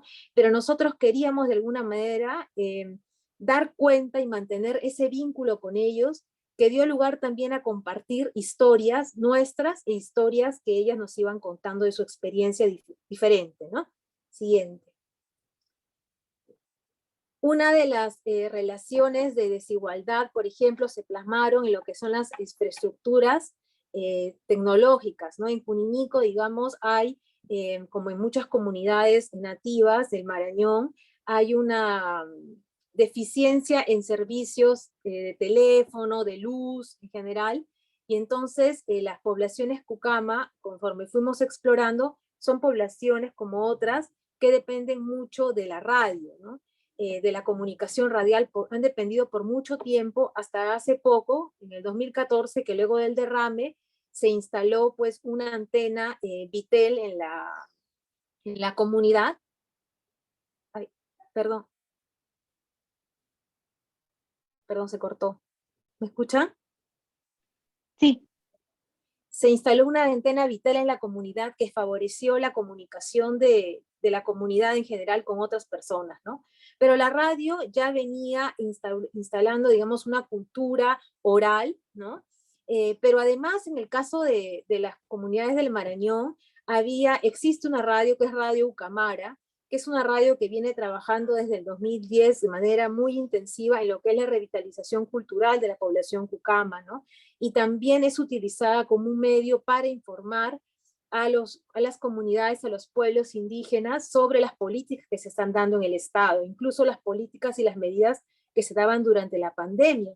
Pero también es empleado al revitalizar la cultura, que en el caso de los cucama durante muchos años se ocultó o permaneció invisible para el Estado debido a estos procesos de mestizaje. Permitió de alguna manera y permite de alguna manera que los pueblos cucama pues cuestionen esas representaciones que se dan respecto de ellos, en los cuales se concibe como poblaciones que son opuestas al desarrollo, poblaciones que solamente son víctimas o vulnerables, ¿no? A la vez también nosotros pudimos hacer esta conexión de los podcasts con la radio. Las reflexiones que se han dado teóricas en relación al uso de la radio por estas poblaciones cucama nos permitieron también un poco comprender que los podcasts de alguna manera permiten una renovación, una actualización en términos digitales de estas formas de narración oral que ya son prácticas cotidianas o prácticas que se venían desarrollando en las comunidades cucama, ¿no? Y que también implican una narración de carácter colectivo y que hace mucha referencia a la memoria, ¿no? A las historias que se han producido como historias que permiten obtener lineamientos para el futuro, ¿no? Pero aparte de la radio, con la antena, como señalé, pues en la comunidad de Cuninico el uso del teléfono, a pesar de las limitaciones económicas para comprar las tarjetas o las recargas, ha permitido también que estas comunidades pues hagan uso intensivo de las redes, ¿no? Aparte del WhatsApp, que es un medio para enviar información, recibir información y estar conectado con los familiares, el Facebook es una forma también de comunicación y de representación también que están empleando en las comunidades para informar cómo ellos están viviendo, ¿no? Entonces, es en este contexto de estas tecnologías cotidianas que fuimos documentando que pudimos o nos propusimos emplear los podcasts como modo de dar cuenta de las historias de las mujeres y de sus comunidades durante la pandemia, ¿no? Sí, Vanessa, creo que te doy la palabra. Perdón, ya. Sí, como dice Roxana, toda esta lista de cosas que fuimos recogiendo, que parecían como dadas o sea, por ejemplo, ¿no? El tema de las redes sociales, para saber cuáles son las redes más importantes que se utilizan allá, terminaba determinando también cuál iba a ser el canal por el cual íbamos a transmitir estos podcasts, ¿no? Facebook, o sea, en un momento nos imaginamos hay que tener Twitter, hay que tener Instagram para hacer más, o sea, pero en realidad ellos querían escucharse, o sea, más allá de ser escuchados, que también era algo muy importante, era escucharse, ¿no? Y no solamente dentro de la comunidad, sino en la misma cuenca, en el Marañón o en Iquitos, donde muchos también quedaron, ¿no? En la pandemia. Entonces, varias de estas cosas fuimos recogiendo y aplicando también, ¿no? En el tema del podcast. Entonces, les comentábamos al inicio sobre estas voces de las mujeres y en realidad la comunidad siempre estuvo muy presente en las decisiones, tanto desde el nombre, por ejemplo, ¿no? El nombre del podcast, que es Nuestras Historias desde Cuninico, en un momento estuvimos barajando varias ideas, y dijimos, bueno, vamos a llamarlo Nuestras Historias de Cuninico. Hicimos una socialización, obviamente, con las personas de la comunidad, y el APU de la comunidad, que es la autoridad máxima de la comunidad, en las comunidades amazónicas, nos dijo, no de, sino desde, ¿no? Y eso obviamente era lógico, porque era desde donde ellos enunciaban, ¿no? Había una clara posición desde donde ellos estaban hablando. Entonces, como les comentaba al inicio también, nosotros dividimos todo este proyecto en 7 podcasts, pero acá les voy a mencionar 4 temas que eran muy recurrentes en las conversaciones con las mujeres. Uno de ellos era sobrevivimos con nuestros conocimientos, ¿no? Había todo un tema, como también Roxana ha comentado, de cómo eran percibidas ellas por el resto y por ellas mismas también, o por ellos mismos. Entonces, más allá de la victimización, o más allá de la incluso vandalización de sus figuras, ¿no? De haber sido ellos los causantes del derrame que pasó, o al final solamente ser marcadas por el papel de víctima, ellas hablaban acerca de una serie de recursos en los cuales hacían uso, tanto en el derrame como en este momento en la pandemia, para seguir viviendo, ¿no?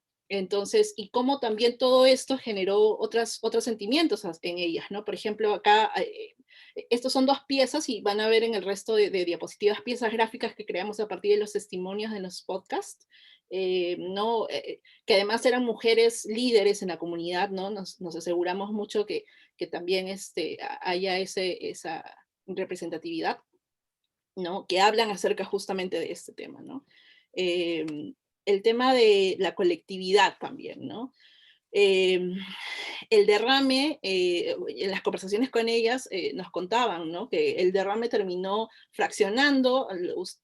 Ustedes conocen que las comunidades amazónicas trabajan, y en general las comunidades indígenas trabajan en colectivo, ¿no? O sea, se entienden en colectivo. El derrame con las consecuencias ambientales, pero también sociales y económicas, fragmentaron todo eso, ¿no? Entonces, el hecho de que llegara una pandemia, obviamente con todo lo malo que trajo, también les hizo volver a ser colectivo, ¿no? Y al entenderse nuevamente con más fuerza como un colectivo, tanto la enfermedad como la cura tenían que hacerlo así. Entonces, todas estas disposiciones desde las ciudades hay que hacer aislamiento, cada cual en su casa y no sé cuánto, entonces eso lo cumplieron hasta cierto punto donde se dieron cuenta que eso no iba a funcionar porque ellos eran un colectivo y una familia, o sea, están llenos de son varias familias que están en diferentes casas, o no son familia, pero tienen que atenderse uno porque hay una persona que se da a la chacra, entonces hay una persona que tiene que dar hierbas, ¿sí? 1 minuto. Ya. Entonces, eso también era otra forma que nos contaban las mujeres, ¿no? Este tema del doble impacto a la comunidad, de un derrame y luego una pandemia, también se repetía, ¿no?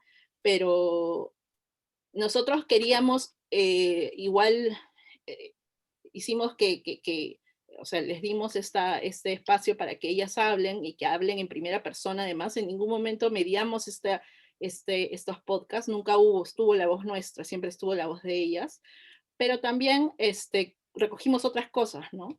Por ejemplo, está este tema intergeneracional, ¿no? Recogimos las voces de varias generaciones, tanto de abuelas como de personas jóvenes que estaban en el colegio todavía, ¿no? Entonces, como para poder entender todo Cuninico, y sobre todo desde la mujer de otra forma, ¿no? Sin embargo, pese a que la mujer era muy importante, esto es algo que con eso termino, era muy clara la posición el hecho de que las mujeres sean ahora las que hablen más, no implicaba la desaparición de la voz del hombre, ¿no? Entonces, esto era algo muy importante que ellas nos mencionaban. Sí, los podcasts también, como dice Vanessa, a pesar de que fueron protagonizados por las mujeres, nos dieron pues esa mirada también del colectivo, ¿no? Que las mujeres en realidad, hablando de sus experiencias, pero haciendo siempre referencia a las experiencias colectivas que se dieron durante la pandemia, ¿no? Y bueno, a partir de los podcasts también surgieron algunas reflexiones, como el hecho de los podcasts y las entrevistas que conllevaron como formas también de mantener estos vínculos usando estas tecnologías cotidianas, como fueron las entrevistas telefónicas mediante el celular, la información o fotografías que nos mandaron por WhatsApp, porque muchas de las imágenes, las fotos que ustedes han visto, algunas las tomamos nosotros, pero otras las tomaron los hijos de las mujeres y otras fueron los mismos jóvenes los que se hicieron fotografías, ¿no? Entonces hubo aquí un vínculo permanente utilizando lo que ellos ya venían, las tecnologías que venían empleando, ¿no? Pero también cómo es que ellos a partir de las voces, cómo ellos y ellas a partir de esas voces cuestionaban esas representaciones de personas solamente vulnerables durante la pandemia o personas sin ningún recurso, ¿no? Entonces, estos podcasts también a la vez, al momento de ser escuchados, pues nos permitieron combinar esa digitalidad, pero también una experiencia sensorial, ¿no? De intimidad, porque las mujeres, como señalamos, hablaban de sus experiencias cotidianas y al escucharlas, a pesar de que los podcasts pues los editábamos nosotros, no es que no había ningún tipo de intervención, pero en la edición interveníamos, ¿no? Sí nos permitían o daban una sensación pues de intimidad al estar escuchando de manera directa las voces de estas personas que venían desde Cuninico, ¿no? Y que se situaban en la red para ser escuchadas, puede ser desde Cusco, desde Lima y desde diferentes espacios, ¿no? Todavía no sabemos qué uso darán las personas a los podcasts, pero bueno, estamos justamente todavía para continuar explorando cuáles son esos otros usos que ellos han podido dar, ¿no? a este soporte, ¿no? Digital, que también se encuentra alojado, como señalamos, en Facebook, ¿no? Muchas gracias. Gracias, Roxana y Vanessa. Los podcasts están alojados en Facebook, en SoundCloud y en Spotify. Y precisamente por otro proyecto, en realidad vamos a regresar a Cuninico a fines de noviembre y una de las preguntas que tenemos es tratar de indagar, bueno, cómo son recibidos, ¿no? Cómo son escuchados, qué comentarios hacen las personas al respecto, ¿no? Tenemos 15 minutos para recibir preguntas, comentarios, comentarios no sé si hay algún comentario que desean hacer. Por ejemplo, a Isaac M. Cárdenas le escribe que tiene una buena reflexión respecto al testimonio, más allá de la verdad del relato o de la repetición, que a reflexionar sobre la narrativa de las sensibilidades, la percepción y los conflictos del locutor, ¿no? De quien habla. Pero no sé si alguien desea hacer una pregunta, quizás levantan la mano, lo escriben en el chat y yo lo leo.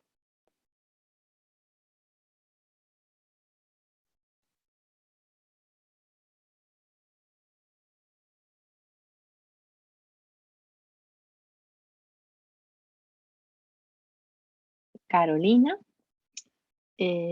pregunta, en el caso de los podcasts, junto con las historias que se narran, también se generaron contenidos acerca de fake news sobre COVID. En realidad, lo que se generó, y creo que estaba ya prefijado desde el inicio, cuando comenzamos a pensar en la serie, es que la serie tendría una duración de 7 capítulos en realidad, ¿no? Que no serían mayor de 15 minutos, ¿no? Porque, y creo que es algo que podríamos incluso reflexionar con el trabajo de Isaac, ¿no? Que no terminan siendo audios muy extensos, pero donde se rescata y se subraya la voz, digamos, de estas protagonistas, ¿no? Marcela pregunta, tiene una consulta sobre el proceso de sistematización en podcast y creo que ahí puede responderla Vanessa, sobre todo. Perdón, no escuché, justo estaba leyendo. Una cosita nada más sobre lo que preguntó Carolina. O sea, no se generaron contenidos acerca de fake news, pero, por ejemplo, en una de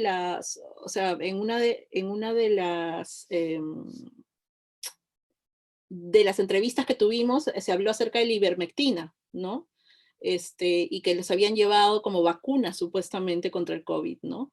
Entonces, de alguna manera, eso nos permitió hablar con ellas y con mucha gente de la comunidad sobre eso, ¿no? Sobre eso, un poco, pero fue una cosa más a la interna, ¿no? Más que publicar cosas externas, ¿no?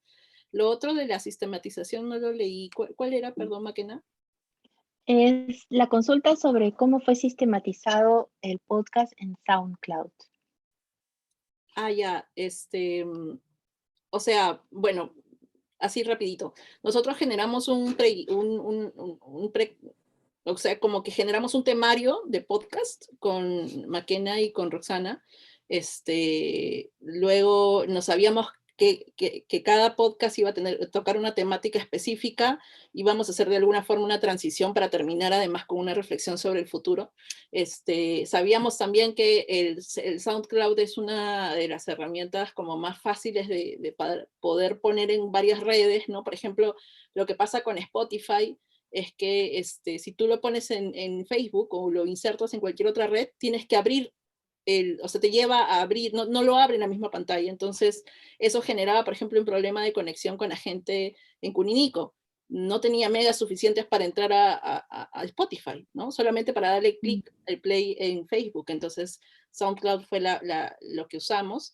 Y bueno, para hablar un poco de la metodología, al final lo que hicimos fue, Roxana se dedicó a hacer preentrevistas para definir bien qué temas salían en las conversaciones en cada podcast.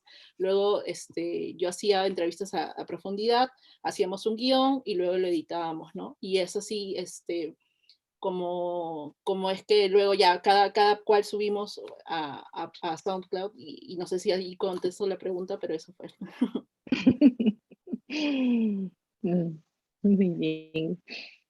Creo que también hay un tema que cruza en realidad todas las presentaciones que hemos tenido en esta tarde, y no solamente es la posibilidad de, digamos, de hacer investigación de forma digital y de forma remota, ¿no es así? Sino es aprender desde las personas con quienes trabajamos sobre cuáles son las plataformas y las, digamos, transmediales, las redes digitales que están utilizando para precisamente a través de estas comenzar una conversación sobre lo que sería, digamos, los temas de investigación que más nos interesen, ¿no? Nunca se parte tampoco desde la voz del investigador o la investigadora como quien diseña, sino es en realidad desde el otro lado, ¿no? Desde cuáles son esos usos que están teniendo y quiénes son, digamos, o esas puestas en circulación quizás de imágenes, como en el caso de Instagram, que más, digamos, le podían interesar a Paula y Andrea, por ejemplo, ¿no? Este, Carolina pregunta, junto con el uso de Facebook, ¿observaron desde qué otras plataformas circulaban los podcasts? Sí, se llegaron a compartir por WhatsApp. WhatsApp y creo que hemos aprendido eso a lo largo de este año también. Varios de nosotros estuvimos en un curso con Edgar Gómez Cruz, que había escrito este trabajo interesante sobre el uso de WhatsApp. Y uno de los puntos es de que WhatsApp es de las plataformas más utilizadas, no solo en Perú, sino en Latinoamérica, y para usos familiares, comunitarios, es decir, para, digamos, interacciones incluso más personales e íntimas también, ¿no? Y sí, o sea, los podcasts transitaban por muchas plataformas distintas. Lo que sucede es de que Facebook sigue siendo uno de los espacios más utilizados, al menos en pueblos indígenas, es lo que encontramos, ¿no? O al menos en estos de la cuenca del Marañón, ¿no? Sí. No sé si hay algún comentario. Vanessa, ¿alguien más desea participar?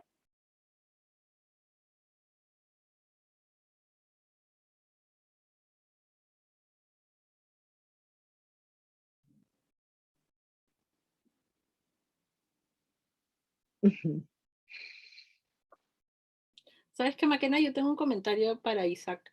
Ujú. En realidad, más que un comentario, una pregunta. o sea, entiendo, su tesis también va a tratar sobre esto, sobre el tema, sobre el concepto del testimonio, porque me pareció bien interesante, ¿no? Cómo es que está cuestionando totalmente el tema del testimonio, sobre todo para nosotros que nos dedicamos a entrevistar. Claro, o sea, en una investigación larga puedes entrevistar varias veces, pero digamos que tampoco, por ejemplo, en mi profesión que es periodismo, a veces no te da ese espacio, ¿no? Entonces cuestiona bastante ese tema que es bien interesante, ¿no? Entonces quería saber si su tesis también va a tratar sobre eso. Gracias, Vanessa. Sí, en realidad es algo que, bueno, para mí no me deja a veces conciliar el sueño. Entonces, creo que es también importante sistematizarlo, darle un rigor académico para que pueda también servir de consulta, ¿no? Porque al final la escucha es un proceso de vinculación, no es solamente recoger información, ¿no? Entonces, ¿cómo nos vinculamos más allá de obtener lo que buscamos, ¿no? O sea, ¿qué pasa después de eso? Entonces, son todas esas cuestiones las que me interesan, ¿no? Y más aún viniendo de esta suerte de pequeño grupo, ¿no? Que somos los hijos de militantes subversivos, ¿no? Cómo construimos ahí nuestros espacios de verdad también, nuestros espacios testimoniales, ¿no? Qué contradicciones hay, qué encuentros, qué desencuentros, ¿no? Porque no somos un grupo homogéneo tampoco, ¿no? Entonces, sí, eso es lo que quiero explorar, de hecho, ¿no? Ahora, materializarlo sí también va a ser otro reto, ¿no? O sea, cómo hacerlo. Varias tesis con el mismo nombre, pero con diferente información, por ejemplo. Eso, ¿no? Creo que lo bonito también de esta sesión es que varios de los temas presentados son tesis de investigación, como por ejemplo la de Guillermo, la de Andrea, ¿es así? Paula va a estar en la siguiente mesa, que aprovecho también rapidito en invitar, sobre arte y antropología, y ahí donde va a exponer un poquito más sobre su tesis en la maestría, ¿no? Entonces eso también es lo interesante, ¿no? Marcela nos dice excelentes ponencias de investigación y felicitaciones a cada una y cada uno. Muchas gracias, Marcela. No sé si hay alguna última pregunta o comentario. ¿No? Bueno, si no, queda solamente agradecerles a cada una y cada uno de ustedes por acompañarnos en esta tarde. Sigue en realidad en un par de minutos la segunda sesión del grupo de investigación en antropología visual, que es sobre arte y antropología, y en la que va a participar acá la querida Paula para presentar sobre su tesis. Entonces tienen todavía para registrarse y poder seguir en la sesión. Yo creo que para nosotros es importante difundir un poco lo que hemos venido trabajando en estos casi 2 años de hacer en realidad investigación de manera digital, ¿no? Y quizás también como decía al inicio, no es que no se haya hecho en antropología, sino que sí se venía realizando y más bien los cambios traídos por la pandemia han acelerado procesos, ¿no es así? En la manera como se van abordando los diferentes retos metodológicos para continuar haciendo investigación de este tipo, ¿no? Muchísimas gracias por acompañarnos. Y bueno, yo creo que como todo está grabado, va a tener su propia circulación y vida social seguramente esta misma sesión. Muchas gracias a cada uno y cada uno de ustedes. Tengan unas buenas tardes. Gracias.